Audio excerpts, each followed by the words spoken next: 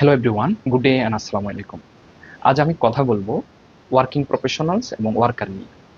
আমাদের সমাজে অনেক ওয়ার্কিং প্রফেশনালস তারা ওয়ার্কারদের মতোই বিহেভ করে থাকেন। আজ আমি দুটো বিষয়কে আলাদা করার সামান্য চেষ্টা করব। ওয়ার্কার হচ্ছে মূলত কোনটা গার্মেন্টস শ্রমজীবী মানুষগুলা, যাদেরকে পুরোটা তাদের কাজের গাইডলাইন দিয়ে দিতে হয় এবং তারা কোনো ডিসিশন নিতে পছন্দ করেন না এবং তারা ডিসিশন নিতে চায় না এবং সেই অনুযায়ী তারা দক্ষও না। তারা চ্যালেঞ্জ পছন্দ করেন না। তারা শুধুমাত্র শর্ট টার্ম একটা বেনিফিট আশা করে থাকেন এবং একটা অর্গানাইজেশনে তারা জবের এটা নিশ্চয়তা পেলে তারা মোটিভেট ফিল করেন। অন্যদিকে প্রফেশনালস হচ্ছে যারা চ্যালেঞ্জ পছন্দ করেন, যাদেরকে দায়িত্ব দিলে তারা মোটিভেট হয় আরও বেশি কাজ করতে। তারা ওয়ার্কিং ফ্রিডম পছন্দ করেন।